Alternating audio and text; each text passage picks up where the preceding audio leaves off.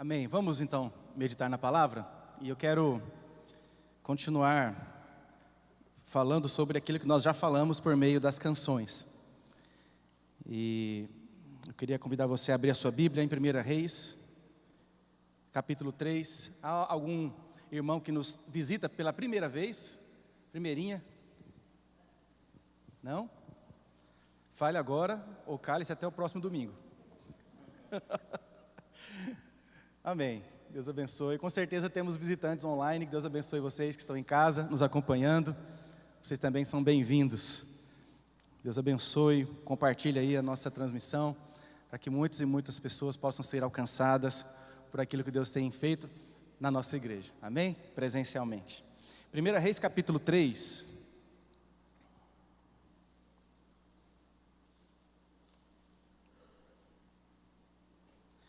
A partir do versículo 3.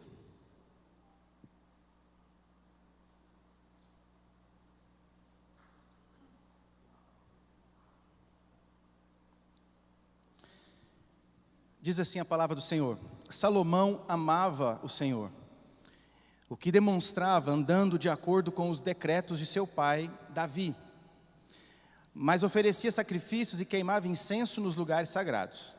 O rei Salomão foi a Gibeon para oferecer sacrifícios, pois ali ficava o principal lugar sagrado, e ofereceu naquele altar 1000 holocaustos. Em Gibeon, o Senhor apareceu a Salomão num sonho à noite, e lhe disse: peça-me o que quiser, e eu darei a você.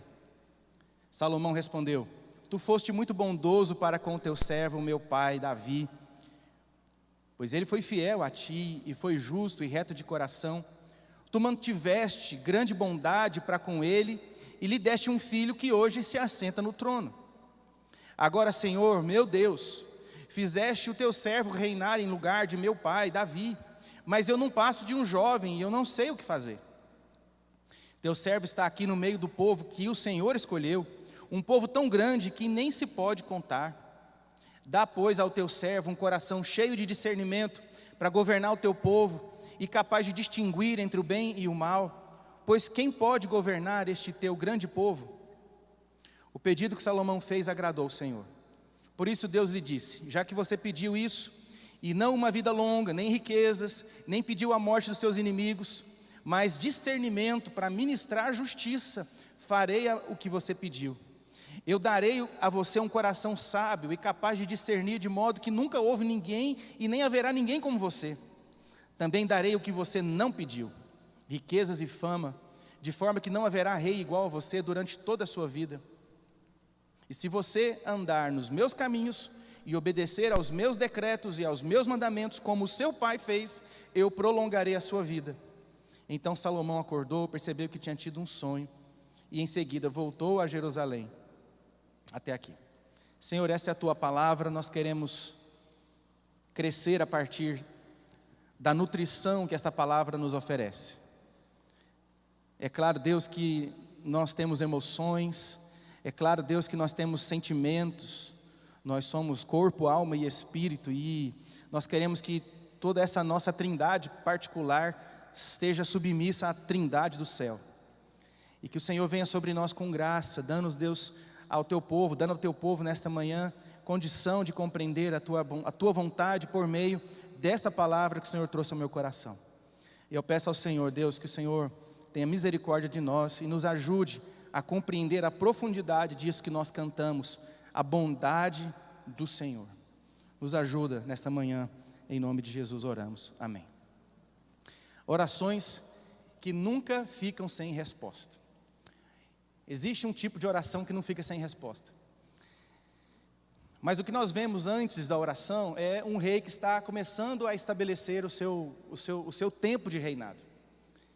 Salomão ainda é jovem, ele já entra nesse período de reinado, já você perceber um pouquinho antes, alguns versículos anteriores, você vai ver Davi dando os últimos conselhos a ele. Você vai perceber também que Salomão já começa o seu reinado tendo que enfrentar os inimigos que já estavam rondando o seu pai na velhice e já estavam almejando usurpar o trono. Então Salomão tem que lidar com essa situação, tem que lidar com os inimigos do pai que tinha acabado de falecer, tem que estabelecer uma condição política e e estratégica até para reinar e para governar. Você vai perceber um pouquinho antes aí no capítulo 2, se você puder depois ler, você vai perceber tudo isso que eu estou dizendo. Mas esse reinado de Salomão, ele é caracterizado, ele recebe a ênfase da sabedoria, do discernimento. E essa sabedoria, ela é entendida biblicamente como um dom.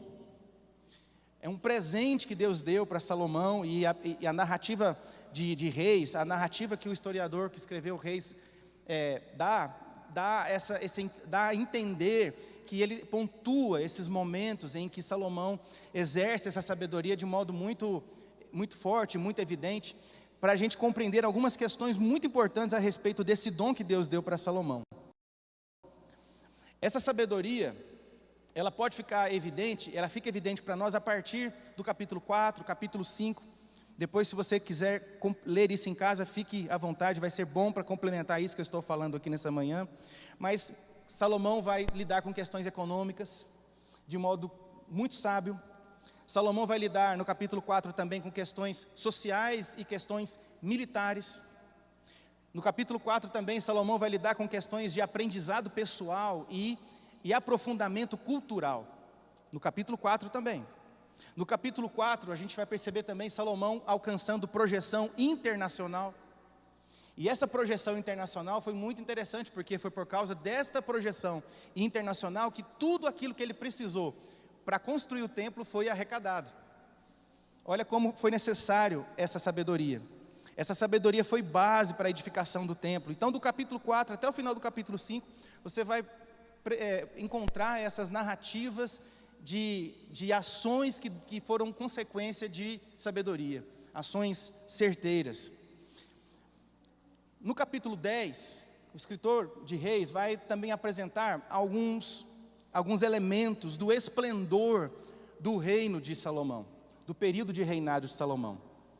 Mas eu acredito que tanto essa pontuação a respeito das ações assertivas por causa da sabedoria, quanto as consequências que foi ter um reino esplendoroso, majestoso, essas ênfases que o historiador dá, essas ênfases existem para deixar claro, acima de todas as coisas, que Salomão era alguém que vivia pela luz de Deus. Era alguém que estava nesse foco aqui de Deus. Estava brilhando a luz de Deus. A luz que guiava Salomão era uma luz diferente da luz que guiava os demais governantes dos reinos naquele tempo. E o interessante é que toda essa história que eu estou condensando aqui em 2 parágrafos, toda essa história começa com um sonho e com uma oração. Quando a Bíblia fala de sonho, o Antigo Testamento, especialmente o hebraico, não faz distinção entre sonho, visão, revelação. Então é a mesma palavra para tudo. Então quando o meu texto aqui diz sonho, você pode entender que Deus apareceu, se revelou, ele teve uma visão de Deus naquele momento. Então ele estava lá ministrando os sacrifícios, e Deus aparece para ele. E a partir desse momento em que Deus se mostra para Salomão, começa a existir um diálogo interessantíssimo entre um pai e um filho. Peça o que você quiser e eu darei a você. Eu já pedi para Deus falar comigo desse jeito aqui várias vezes. Quem nunca? Gente, se Deus falar isso com a gente, peça o que você quiser, Cláudio, que eu vou te dar. Que perigo falar isso para mim, que perigo. Por isso que ele não fala. Mas Salomão tem a oportunidade que a gente queria ter, né? De ouvir essa expressão de Deus, e nessa oportunidade ele pede uma coisa que talvez ninguém de nós aqui pediria. Ele pede sabedoria. E o pedido de Salomão é um pedido surpreendente para nós. Mas eu creio que esse exemplo, que esta inclinação do coração de Salomão está preservada nas Escrituras, porque Deus quer ensinar para a gente que pedidos surpreendentes sempre vão gerar respostas e reações surpreendentes da parte de Deus. E não é somente nesse texto, nós vemos texto, por exemplo, quando Jesus encontra com o centurião romano, que tem um servo que está doente, e ele tem um relacionamento de amizade com aquele servo, e ele não quer perder aquele servo, e ele fala com Jesus, e Jesus percebe aquele homem de uma maneira diferente. A oração, a conversa que aquele homem tem com Jesus, toca o coração de Jesus, e ele diz: em lugar nenhum eu encontrei alguém com essa fé. Então existem orações diferentes. Existem orações que são surpreendentes, há expressões, pedidos que são surpreendentes, e orações surpreendentes sempre vão gerar reações surpreendentes também da parte de Deus. Salomão pede sabedoria no versículo 10, e a Bíblia diz que isso agrada o coração de Deus. Talvez a grande questão das nossas orações é que a gente não ora pensando em agradar a Deus, a gente ora pensando em ser agradado por aquilo que Deus pode fazer por nós. Talvez essa seja a grande questão.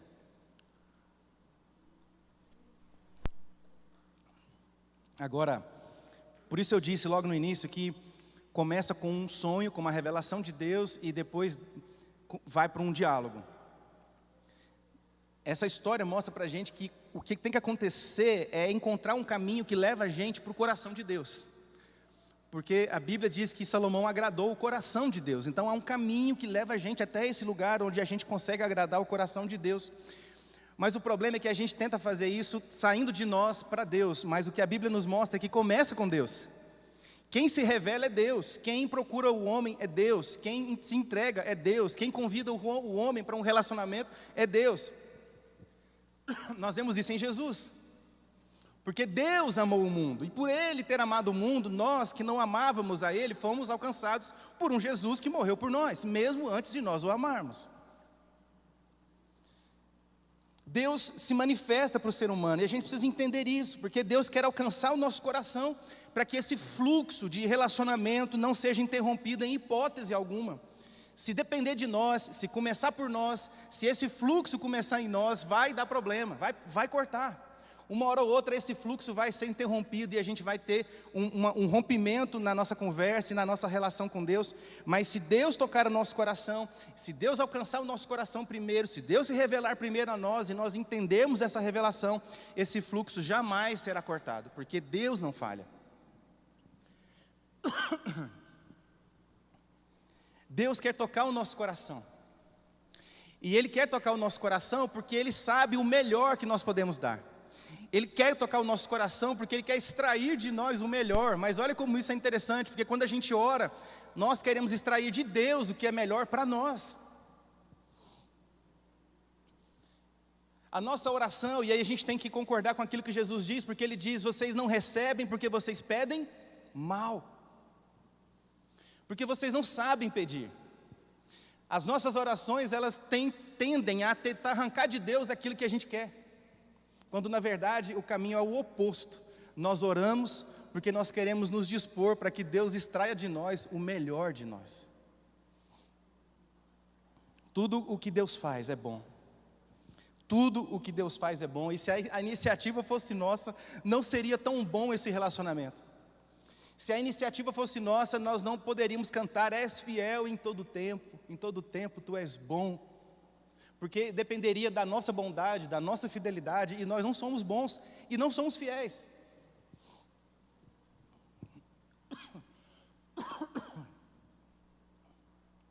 Então entenda isso, querido.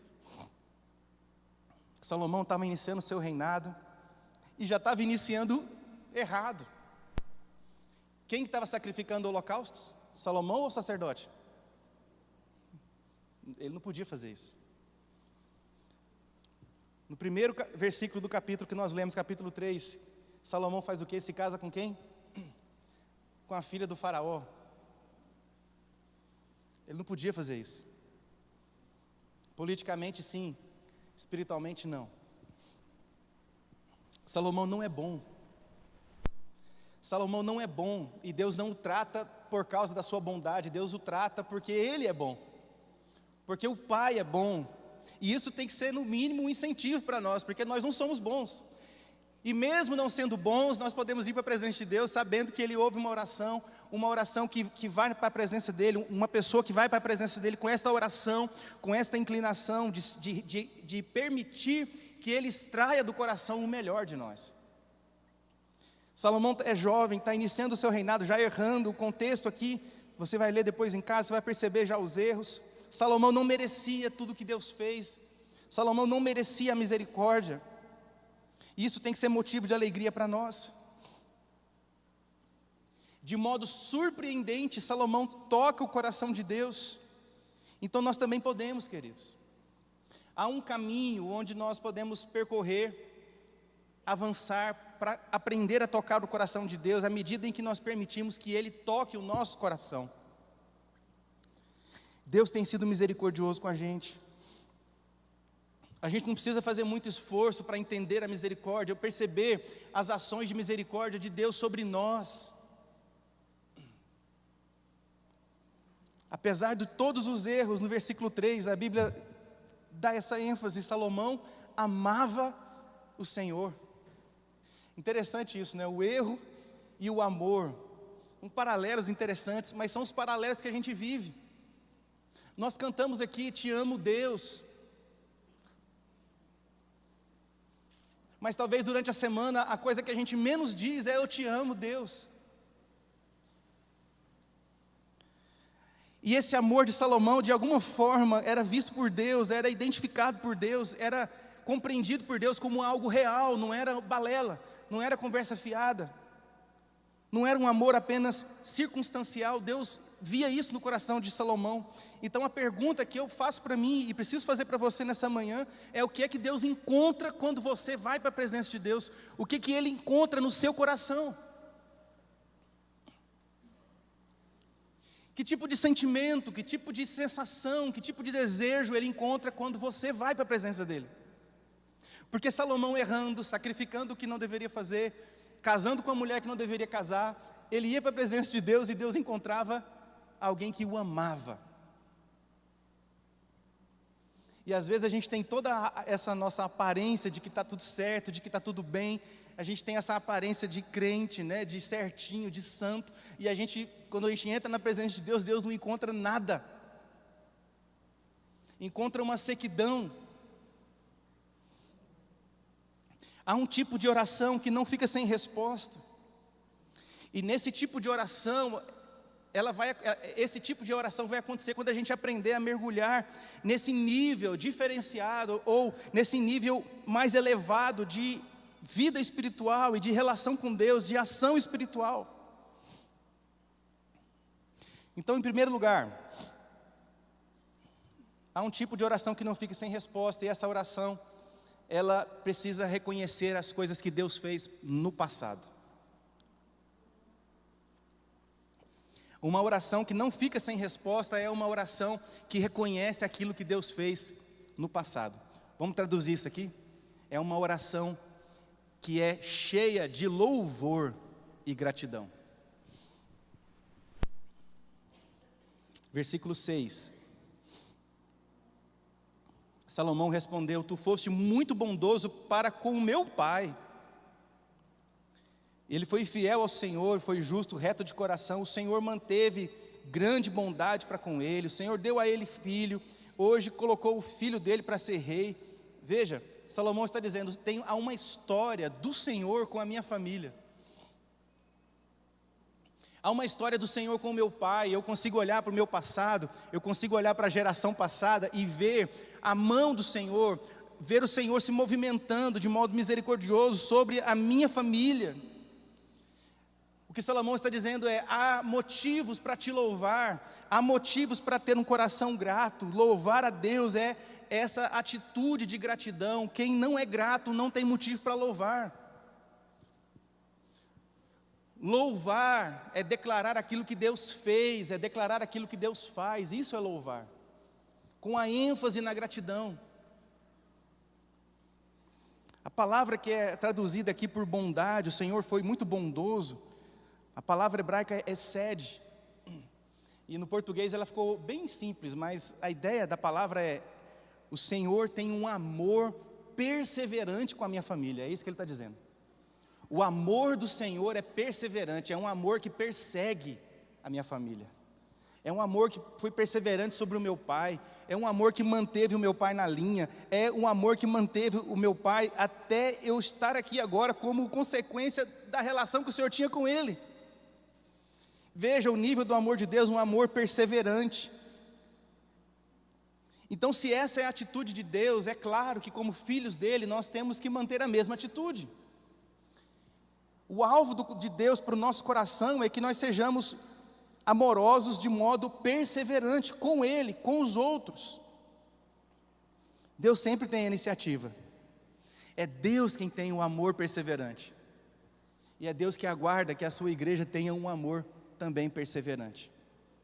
É Deus que deseja um povo que reconhece aquilo que Ele já fez. Não só quando a gente comemora aniversário, ou quando a gente tem que celebrar um casamento, ou quando a gente vai acompanhar os irmãos que perderam um ente querido no velório, e a gente vai se lembrando daquilo que aquela pessoa fez, né, Rubenita? Daquilo que a pessoa experimentou, daquilo que ela serviu, da modo como ela serviu. Não só nesses momentos. Aí é o mais fácil, o mais difícil é o sacrifício vivo, que somos nós, que anda, que corre, que foge. Ter que reconhecer que Deus é bom, reconhecer aquilo que Ele já fez pela minha casa, pela minha família, o fato de nós estarmos aqui respirando, o fato de nós estarmos aqui celebrando, o fato de você estar aqui me ouvindo e eu podendo olhar para você, isso é misericórdia, é graça de Deus. Existe uma obra de Deus sobre nós, e esta obra é boa porque Ele é bom, porque Ele é bom. Gente que não tem motivo para louvar, não tem motivo para orar. Quem não encontra motivos no seu coração para louvar o Senhor, para agradecer a Ele, não tem razão para orar. E se essa oração acontecer, essa oração vai ser uma reza, vai ser apenas uma lamúria, ou um murmúrio o tempo todo, reclamando das coisas, porque não conseguem compreender aquilo que Deus faz, e a sua bondade, não conseguem identificar a bondade. Tudo que temos, tudo que somos, vem de Deus. Tiago capítulo 1, versículo 17, toda boa dádiva, todo dom perfeito, vem do alto, vem de Deus, porque Ele não muda. Ele não muda. Se por um lado nós mudamos, pelo outro há um Deus que é perfeito e que é imutável, e que tem uma palavra que é imutável, que é viva. Então, uma oração que não fica sem resposta é uma oração que é cheia de gratidão, que é cheia de louvor, porque consegue reconhecer os feitos do Senhor do passado. Segunda ideia sobre a oração de Salomão é que ela foi uma oração humilde. Uma oração construída num ambiente ou num movimento de humildade. Versículo 7 ele diz: eu não passo de um jovem. Em algumas versões ele diz: eu não passo de uma criança. Gente, é o rei que está falando. É um rei. Não é alguém do ministério infantil, não são os nossos filhos, é um rei, vestido de glória, de honra. O rei do povo de Deus está dizendo para Deus: eu não passo de uma criança. O que Salomão está dizendo é que ele não tem experiência para a responsabilidade que ele tem nas mãos. Ele está dizendo: Senhor, eu não tenho experiência para assumir essa responsabilidade. Lá no texto original, é como se tivesse escrito assim: não saber como entrar e não saber como sair. A ideia é essa. Eu sou tão inexperiente que eu não sei nem a hora de entrar e nem a hora de sair. Eu não sei nada. Eu não sei nada. O que ele confessa nessa sua humildade tão profunda é que diante de Deus, não existia condição nem de cuidar da sua própria vida. É como se ele estivesse dizendo: Senhor, eu não sei cuidar nem da minha vida, como é que eu vou cuidar do teu povo? Essa é uma oração que a gente precisa fazer. Sabe por quê? Porque está cada vez mais difícil identificar momentos na minha jornada, identificar momentos na jornada da nossa igreja, identificar momentos na jornada do povo de Deus em que nós de fato nos humilhamos. Todos nós vivemos numa ansiedade crônica de querer sermos exaltados o tempo todo. Nós queremos ser exaltados na nossa profissão, na nossa família, em tudo aquilo que nós fazemos na igreja. E nós nos esquecemos que a posição de quem quer ser exaltado começa com a humilhação. Nós nos esquecemos, e porque nos esquecemos disso, esta oração da humildade, esta oração do quebrantamento está cada vez mais rara. Qual foi a última vez que você foi para a presença de Deus somente para chorar? Somente para dizer, Senhor, eu estou aqui, eu sou uma criança. Eu não sei nem como é que eu vou fazer para cuidar dos meus filhos, porque eu não tenho maturidade nem para cuidar de mim mesmo. Eu não tenho maturidade nem para assumir as responsabilidades do meu trabalho, o que dirá, ou não tenho maturidade para assumir as minhas responsabilidades, eu vou assumir responsabilidade num trabalho, eu lido com gente, eu cuido de gente, eu vivo em função de outras pessoas. Talvez você tenha uma função assim. Querido, olha isso. Se nós não aprendermos o caminho desse quebrantamento, nós vamos viver sempre na expectativa de uma exaltação que não vai acontecer.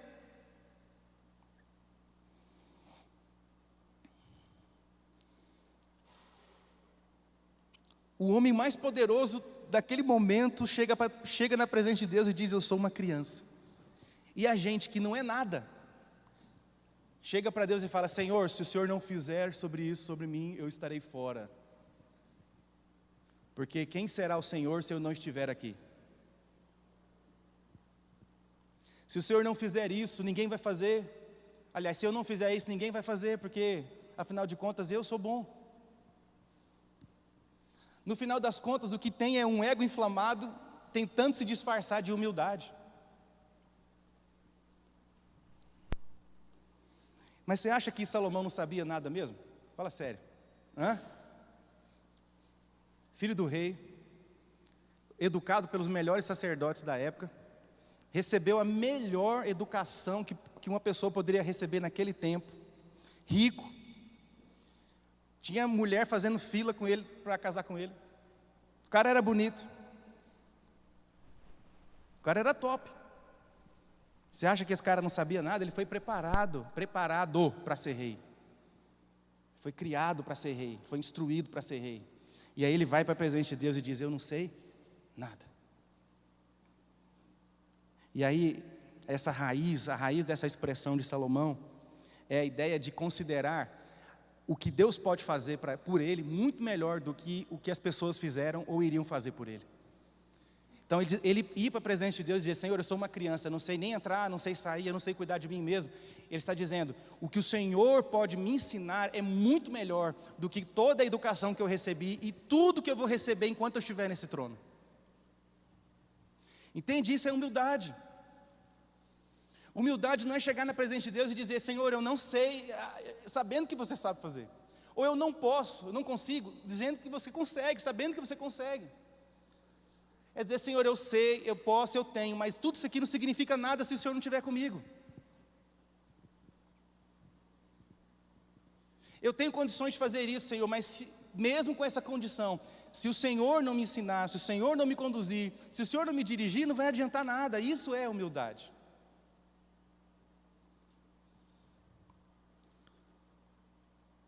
É isso que gente humilde faz.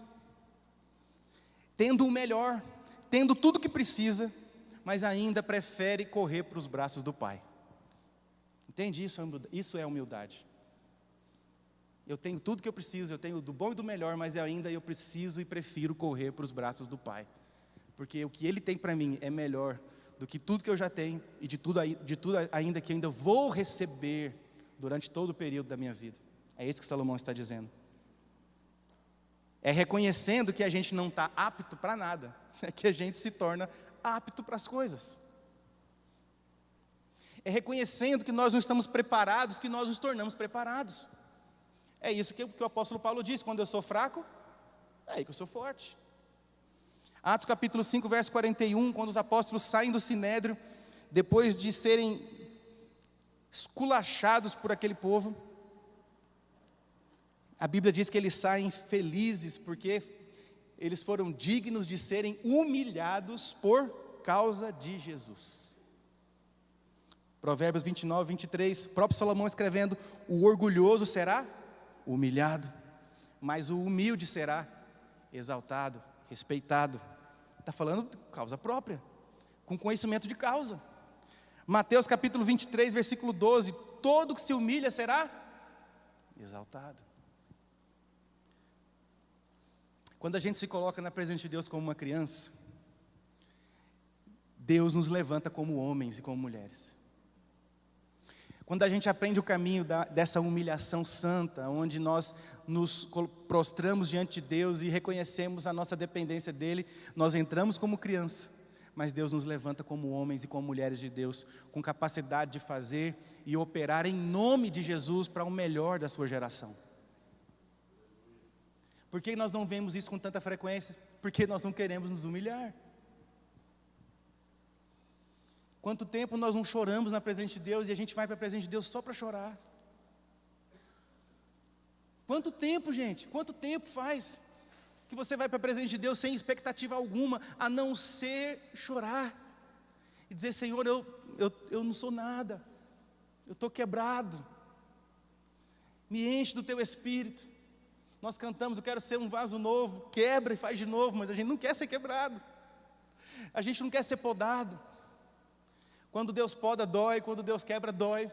Mas quando a gente vai para a presença dEle como criança, da presença dEle, Ele faz emergir um homem e uma mulher de Deus capaz de provocar revoluções nessa geração, querido. Nós precisamos disso. Nós precisamos disso. Em tudo que você for fazer, acredita. Acredita mesmo que você não está capaz. Acredita que você não consegue, acredita mesmo que você não está preparado, porque é isso que você precisa. Você precisa ir para a presença de Deus com essa convicção: Senhor, olha, eu não consigo fazer, mas se o Senhor me ajudar, se o Senhor estiver comigo, eu vou fazer junto com o Senhor, vou deixar o Senhor fazer através da minha vida. Terceiro elemento dessa oração que não fica sem resposta é que a oração de Salomão era uma oração, não era uma oração egoísta. Não era uma oração egoísta. Versículo 8. Gente, eu gosto demais desse texto. Isso aqui me deixa arrepiado toda vez que eu leio. O teu servo está aqui no meio do povo que o Senhor escolheu. De quem que é o povo? De Deus. E é um povo tão grande que não dá para contar. Então dá ao teu servo um coração cheio de discernimento para governar o teu povo, capaz de distinguir entre o bem e o mal. Pois quem é que pode governar esse teu grande povo? Dá, pois, ao teu servo um coração cheio de discernimento, para quê? Para governar o teu povo. Para governar o teu povo. Ter disposição de servo é uma característica muito rara nos nossos dias. O pastor Guto deu uma pincelada nisso semana passada, até achei que ele ia falar alguma coisa sobre isso. Sobre o espírito voluntário. Nós não conseguimos mais identificar, eu estou falando isso como pastor, querido. Nós não conseguimos mais identificar espírito voluntário.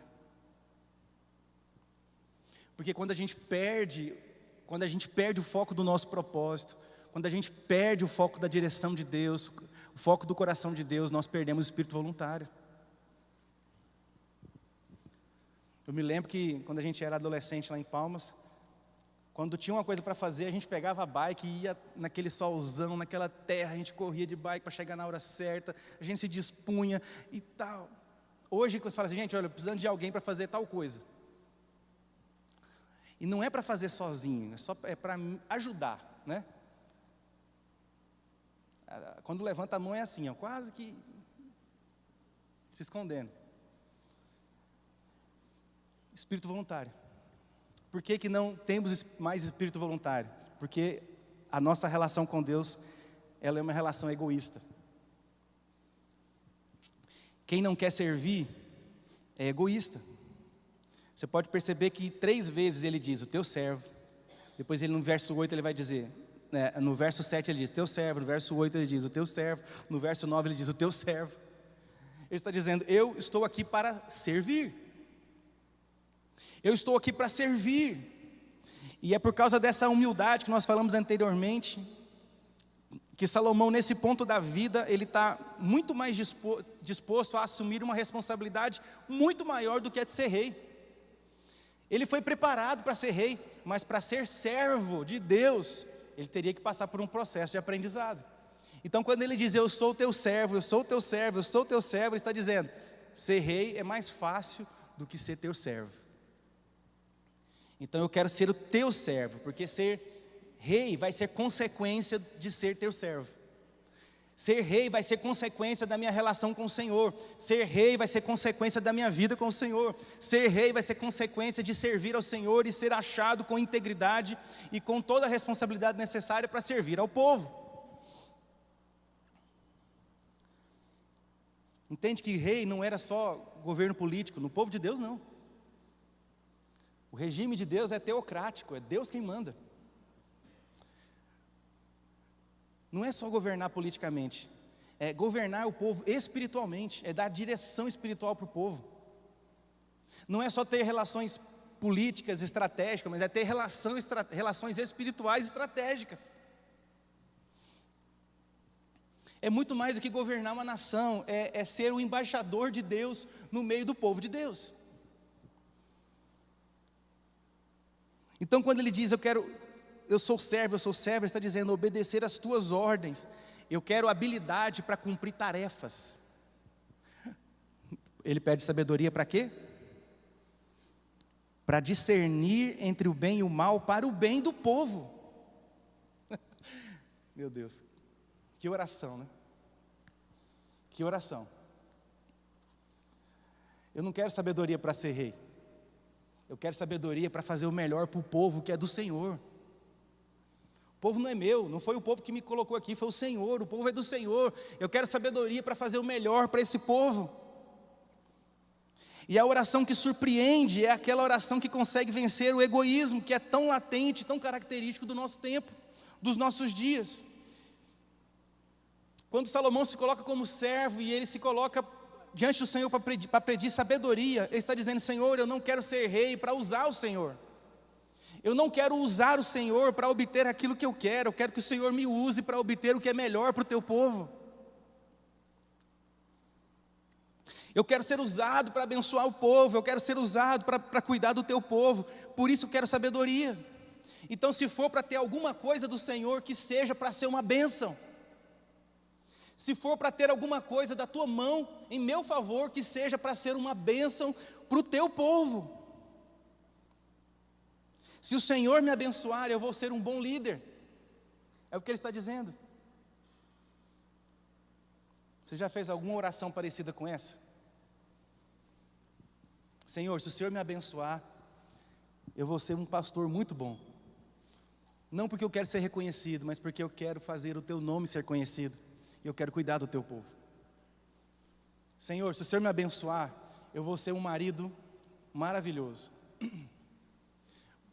Porque eu quero fazer o melhor para essa mulher com quem eu me casei, porque antes de ser minha esposa, ela é tua filha. Ela é o teu povo, então eu quero ser o melhor para ela. Da mesma forma, a esposa. Senhor, me dá sabedoria. Porque se o Senhor me der um revólver, ou não, ao contrário. Senhor, me dá sabedoria. Me dá sabedoria, porque antes desse camarada ser o meu esposo, ele é teu filho. Então se o Senhor me deu esse homem para cuidar, então me dá sabedoria. Porque eu quero ser a melhor esposa para ele.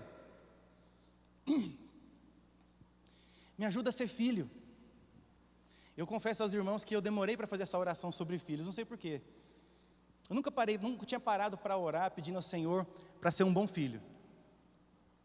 Assim, conscientemente, parar e falar assim, eu vou orar hoje porque eu quero ser um bom filho. Eu nunca tinha feito essa oração, eu aprendi a fazer essa oração há pouco tempo atrás. Interessante isso. Me ajuda a ser um bom filho.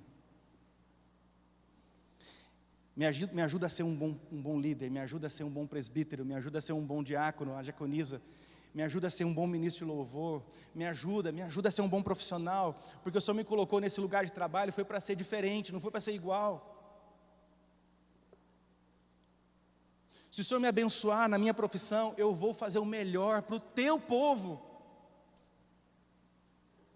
Senhor, me dá dinheiro.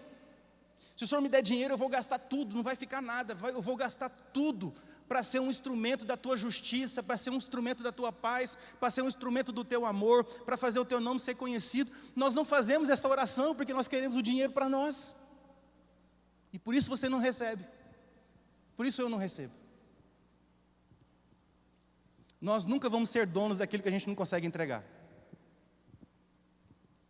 A gente só é dono de verdade daquilo que a gente consegue entregar. Enquanto você não consegue entregar, isso que você está segurando é o que domina você, e não você dominando isso.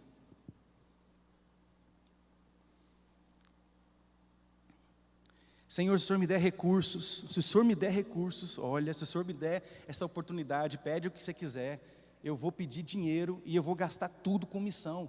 Não vai ter nada, onde eu passar, não vai ter gente sem casa, não vai ter gente sem comida, não vai ter gente sem rumo, não vai ter gente sem profissão. Você já pensou se nós orássemos assim? Se essa fosse a oração da igreja do Senhor Jesus no nosso país?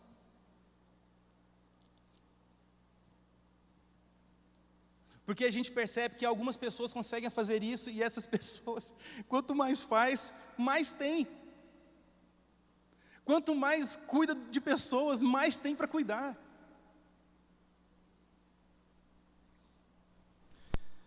Senhor, me dá recursos, porque eu quero ser um instrumento da tua justiça.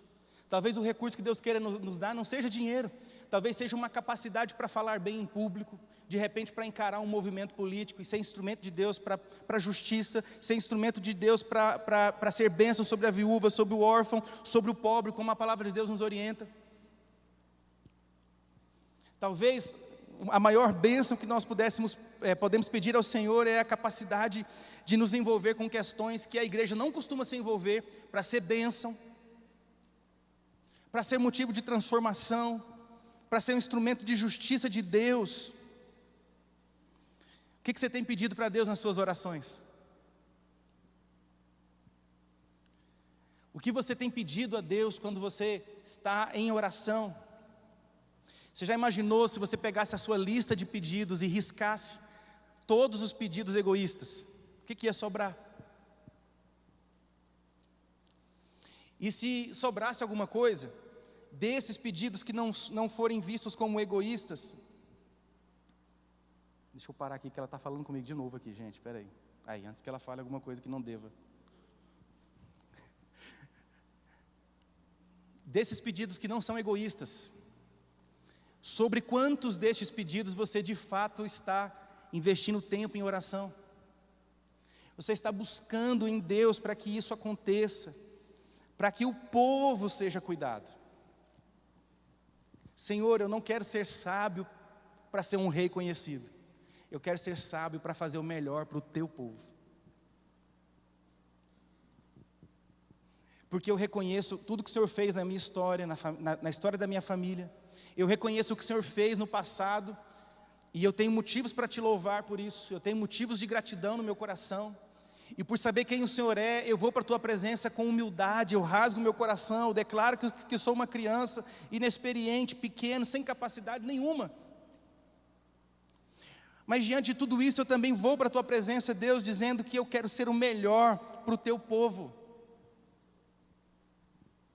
Eu não quero orar e ter um ministério de oração só porque me edifica. Eu quero ter um ministério de oração porque por meio do ministério de oração eu posso ser um instrumento de edificação do povo, inclusive dos que não oram.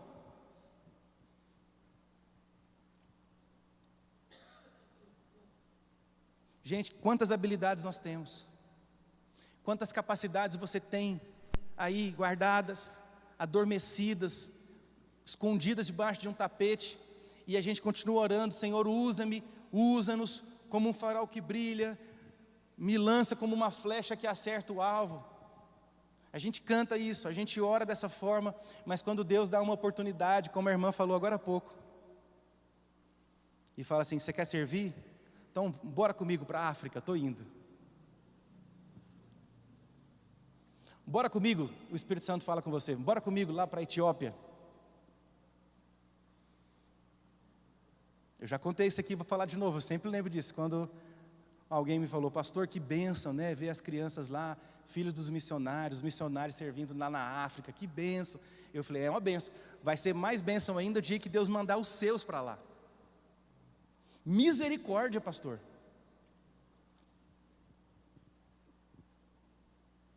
Por quê? Porque nós não somos guiados por aquilo que Deus diz. Nós somos guiados por aquilo que o nosso coração diz. E a gente tenta converter o que o nosso coração está dizendo em voz de Deus, mas Deus não se engana. Deus não se engana com as nossas motivações. Por isso que um cara que está sacrificando, fazendo o que não deveria fazer, um cara que está casando com uma mulher que não deveria casar, ele ainda vai para a presença de Deus e Deus encontra no coração dele um amor real por ele. Porque muitas vezes nós estamos sacrificando, estamos fazendo o que não deveria fazer, e quando vamos para a presença de Deus, nem amor Deus encontra no nosso coração. O que tem é uma rotina, tem uma prática religiosa, temos um compromisso social, temos um tempo de encontro social, mas nada que converta o nosso coração, nada que converta a prática do nosso dia, a prática da nossa semana em algo que vai efetivamente mudar a nossa vida e que vai efetivamente mudar a vida de quem se relaciona com a gente.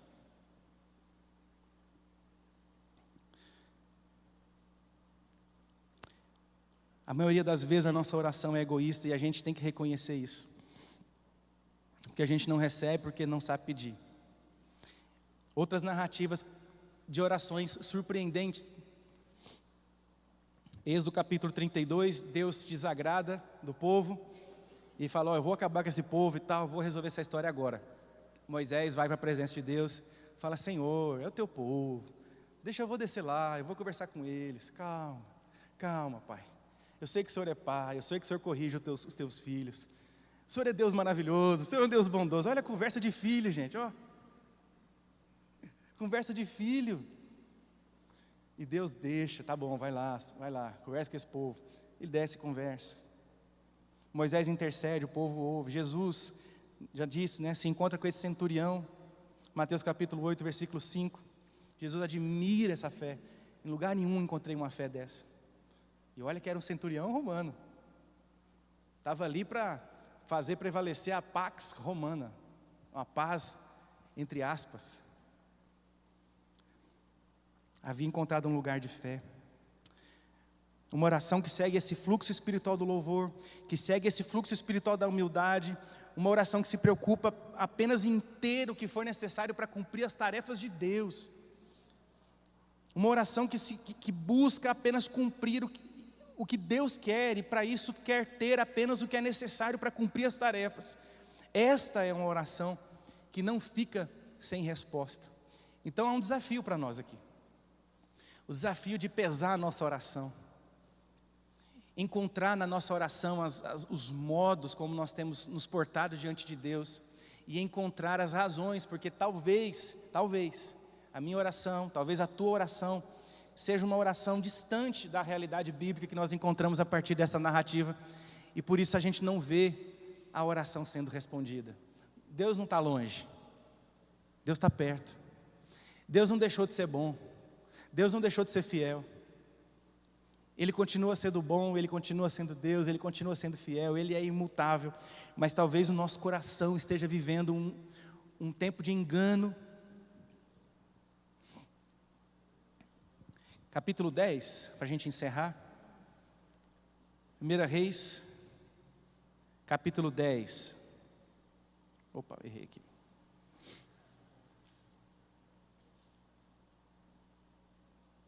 Primeira Reis, capítulo 10, a partir do versículo, vamos ver aqui, o 14 primeiro, 10, 14.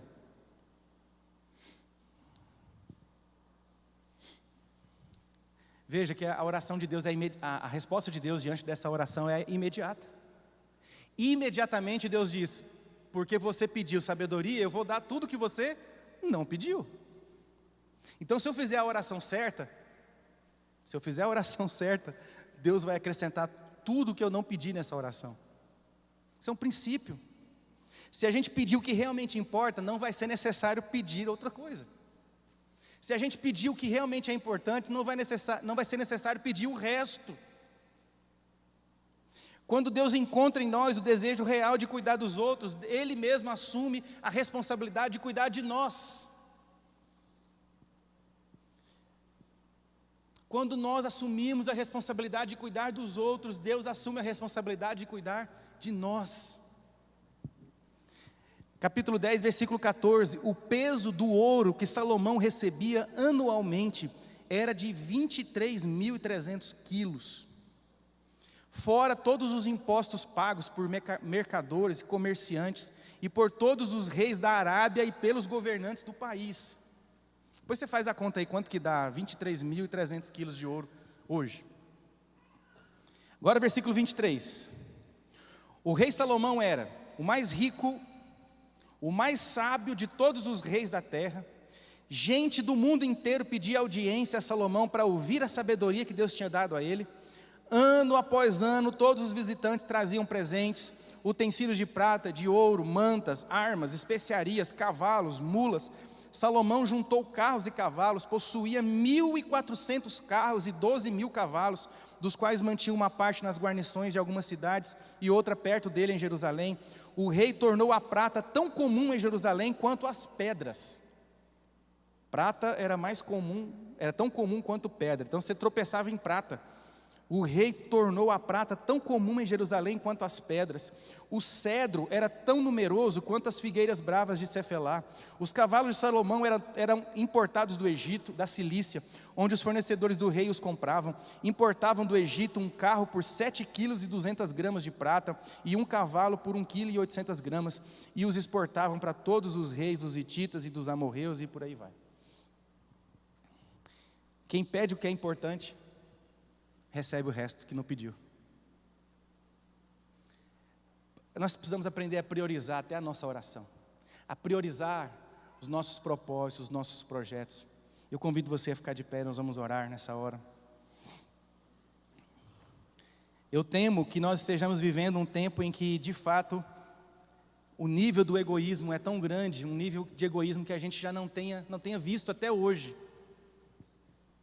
Eu temo que a gente esteja vivendo esse tempo, mas mesmo que a gente esteja vivendo esse tempo de egoísmo tão profundo, tão forte, tão violento na nossa sociedade, é possível experimentarmos e vivermos transformações de Deus, milagres de Deus, porque gente pequena, criança, gente incapaz, que vai para a presença de Deus, sai de lá como homens e mulheres capacitados para fazer e para cumprir a obra de Deus nessa terra. Vamos orar? Vamos cantar também. Enquanto nós cantamos, eu peço você para colocar o teu coração na presença de Deus. Deus quer um povo para ser guiado por essa luz que foi o diferencial sobre a vida de Salomão. Existiam outros reis, mas todos os outros reis se curvavam diante da majestade que reinava sobre Salomão, e não era a majestade dele mesmo, era o poder de Deus sobre ele, o poder de Deus sobre ele. Nós precisamos cumprir sim os nossos chamados, os nossos propósitos, mas viver isso de acordo com a luz de Jesus, sobre a minha vida, sobre a sua vida.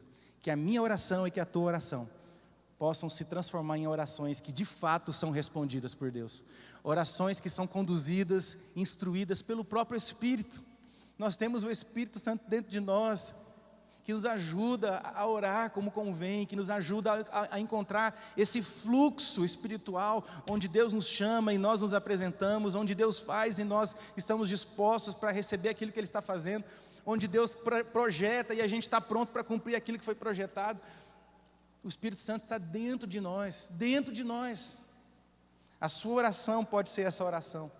Em nome de Jesus, eu quero profetizar isso sobre a tua vida nessa manhã. A sua oração será uma oração que sempre será respondida em nome de Jesus, em nome de Jesus. Aleluia.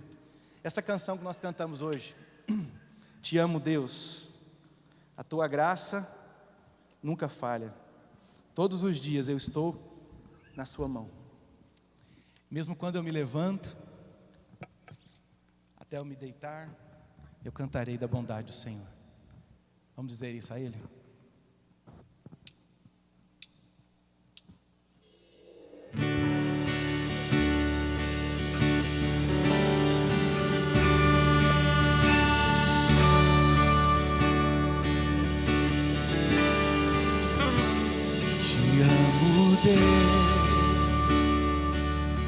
Tua graça nunca falha, Todos os dias eu estou em suas mãos. Desde quando me levanto até eu me deitar, eu cantarei a bondade de Deus. Fiel, és fiel em todo tempo. Em todo tempo tu és tão bom.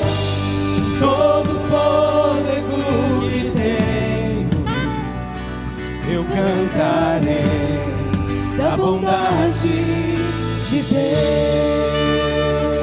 És fiel, és fiel em todo tempo. Em todo tempo tu és tão bom. Todo fôlego que tenho, eu cantarei da bondade de Deus. Aleluia, aleluia. Amém. Senhor, nós queremos consagrar o nosso coração na Tua presença. E nós queremos colocar, Deus, todas as nossas motivações, as nossas intenções, colocar os nossos projetos, os nossos sonhos, as nossas tristezas, colocar na presença do Senhor aquilo que tem sido motivo das nossas lágrimas, mas também colocar diante do Senhor aquilo que tem sido motivo das nossas alegrias, porque o Senhor é bom. E nós queremos, Pai, pedir ao Senhor que a partir disso que a Tua palavra nos mostrou e nos desafiou nesta manhã, que o nosso viver seja um viver diferente, um viver, Deus, que é mergulhado numa motivação de humildade, numa motivação de adoração por tudo aquilo que o Senhor já fez. Que o nosso viver seja mergulhado nesse ambiente de dependência do Senhor, e onde os nossos olhos estão voltados para aquilo que o Senhor quer fazer através de nós, e não simplesmente voltados naquilo que o Senhor deseja fazer em nós. Tira de nós todo o egoísmo, tira de nós, Deus, toda a nossa incapacidade de sermos tocados pela dor do outro, de sermos tocados pelas necessidades dos outros. Tira de nós todo o egoísmo que nos faz pensar que estar na igreja, Deus, é quase que uma obrigação do Senhor e não nossa. Tira, Pai, do nosso coração todo o engano que faz nos sentir, Deus, insubstituíveis. Cumpre, Deus, nas nossas vidas os Teus planos, os Teus propósitos. Cumpre, Deus, nas nossas vidas, Deus, aquilo que está planejado no Teu coração, porque o Senhor tem, Deus, resultados de paz, resultados de bênção, para dar a cada um aqui o fim que deseja, Pai. Por isso, Deus, não nos deixa chegar ao fim da nossa vida para ter que ouvir que fomos uma pessoa boa, mas que nós possamos viver agora, o hoje, o momento, esse tempo, o presente, sendo o melhor para o Senhor e para o Teu povo que se encontra comigo nesse lugar, para o Teu povo, Deus, que recebe dos meus cuidados lá no meu trabalho, para o Teu povo que se relaciona comigo lá no meu trabalho, por mais que eles não se relacionem comigo aqui, mas que nós possamos ser o melhor para o Teu povo, o melhor para essa cidade, o melhor, Deus, para todos os ambientes dessa sociedade onde nós vivemos, o melhor, porque o Senhor é bom. Então fica muito bom que a Tua igreja seja boa, que a Tua igreja seja eficiente no amor, que a Tua igreja rejeite o egoísmo, que a Tua igreja viva um nível de quebrantamento nunca antes experimentado, para também poder ser colocada pelo Senhor nos lugares estratégicos para ser instrumento de bênção nesse lugar. Nós Te adoramos, Pai, nós Te exaltamos, em nome de Jesus e para a glória de Jesus, amém? Eu queria que você desse um abraço a quem está do seu lado nessa hora. Meu irmão, diga isso para ele ou para ela: meu irmão, seja uma bênção, muda o seu jeito de orar, deixa Deus transformar o teu coração. Deixa Deus transformar a tua oração. Seja uma bênção. Seja uma bênção. Aleluia. Glória a Deus. Amém. Senhor, nós entregamos essa manhã na tua presença. Entregamos, Deus, esse dia separado para adoração, para o louvor, para o descanso, para a celebração da família. Nós entregamos na tua presença. E nós te louvamos porque a tua bondade e a tua misericórdia nos alcançam. E certamente quando saímos aqui desse lugar, a tua bondade e a tua misericórdia nos seguirão. Por isso, Pai, abençoa o teu povo, em nome de Jesus. Que a graça e a paz do Senhor Jesus, o amor de Deus nosso Pai, a comunhão e a consolação do Espírito Santo esteja sobre a sua vida, hoje e sempre, te enchendo de poder, de capacidade, de dons, de sabedoria, de entendimento, hoje e sempre, em nome de Jesus, amém.